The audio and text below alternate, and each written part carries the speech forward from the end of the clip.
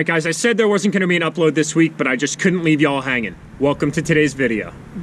One really quick thing that I wanted to mention, guys, was the fact that I am going to be selling my 2009 Sierra 450R. This bike is in primo shape, guys. I rode this thing a handful of times. Honestly, I couldn't even remember because I've owned the bike since it was brand new.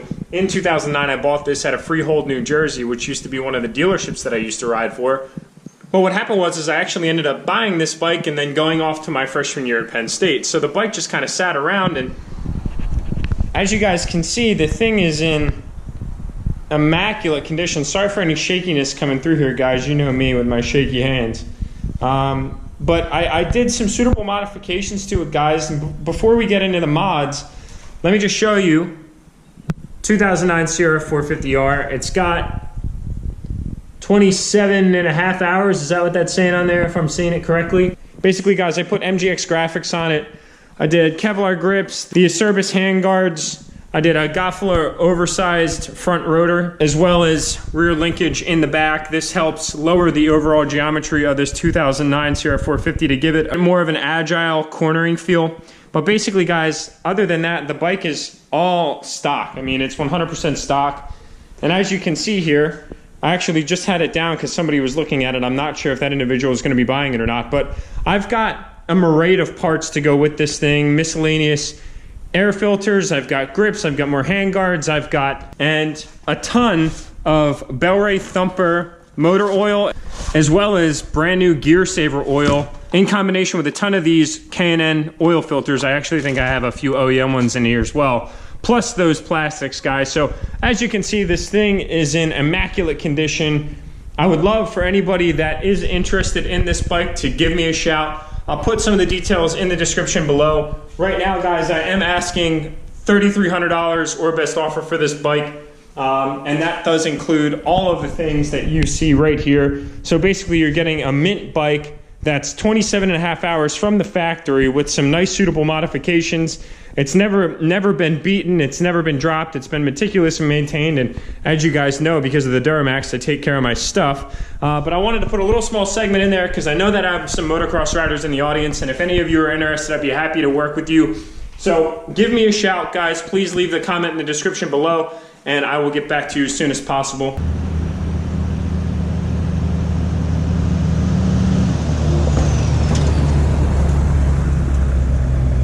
Alright guys, finally just got over to one of my favorite spots. Gives me a nice little corner where I can get secluded and kind of try and do my own thing here. I try to avoid areas that are very trafficy because I'm filming on a GoPro, and you guys all can imagine how that could be. Good news is, guys, I am putting together a new camera setup here shortly that I hope to deploy within the next maybe week at most.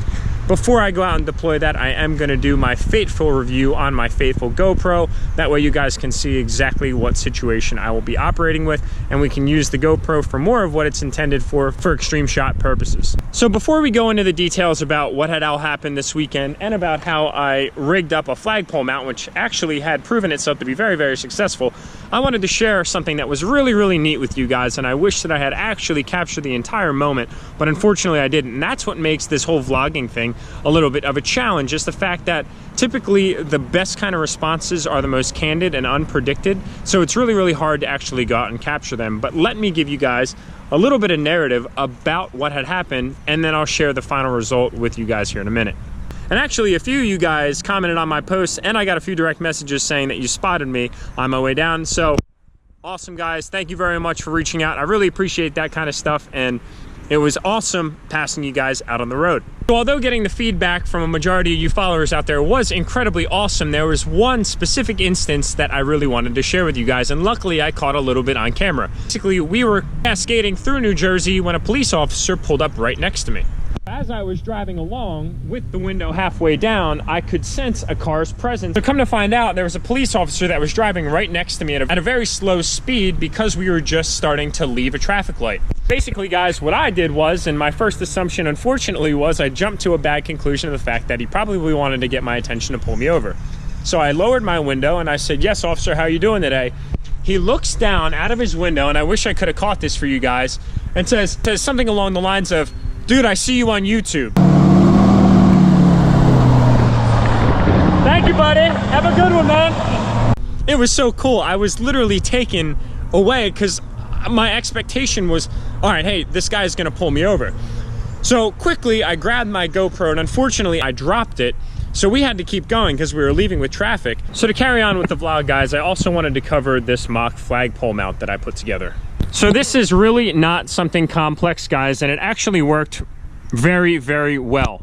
Basically what it is an old shitty rusted trailer hitch that I ended up taking the ball mount off of. I ended up going out and picking up a 2-inch long, 1/2-inch bolt with its respective nut, 2 big lock washers, reinforced PVC piping, and a 2-foot piece of pipe. Ultimately, what that provided is one reinforced flagpole mount. And basically, guys, what I did was I just bought one of the American flag kits that comes with the actual pole mount itself, which is some sort of a dowel. It's definitely not that strong, but it has held up pretty well. And then basically just zip tied the flag to the pole, utilizing this little clip right here around the zip tie just so it didn't slide down the frame. Then basically just popping it right in here. As you guys can see, the 1-inch pipe was almost perfect for what is probably just a little under a 1-inch dowel.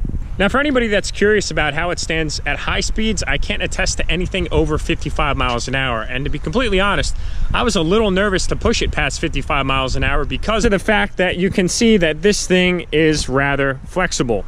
It definitely doesn't come anywhere near competing with Duramax Rhino's 40-foot tall flagpole that can fly one of the largest American flags that you could probably buy. Well, what I can tell you guys is for costing me less than 30 bucks, this thing was absolutely worth it. So on to the third thing of the weekend, guys. Basically, a lot of you come at the fact that this is a pavement princess. Well, what I need to tell you is I went out and bought a Duramax diesel because I wanted to buy a Duramax diesel truck. I mean, a lot of people have very candid needs for diesel trucks, and I grew up in a household where we owned a diesel truck.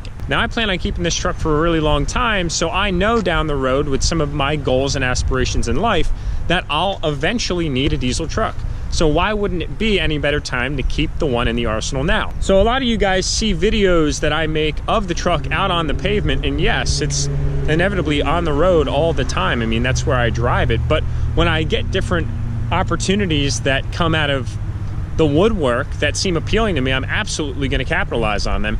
One of them being the beach. Now, I drove down to Corolla, North Carolina 2 years ago when I had this truck just lifted with its first set of 20x12s, 305/55s, really clean setup, by the way. And I had this thing ripping around the beach, guys. And I mean, yeah, it was a brand new truck, and a part of me felt a little ripped apart because of the fact that it was a brand new truck and I didn't want it to rust, or I didn't want to get the sand all over the frame. And you guys know the GM coating, that stuff's like sticky tack. So I had to work my ass off to get that sand off the bottom. And in Strathmere, there's a location that you can actually go off-roading. So it's an absolutely amazing place to go out and get that beach fix, although it's not all that large. It's one of those things, guys, where you have to kind of just take advantage of the cards that you're dealt. So now I welcome you to some of my favorite highlights of this past weekend.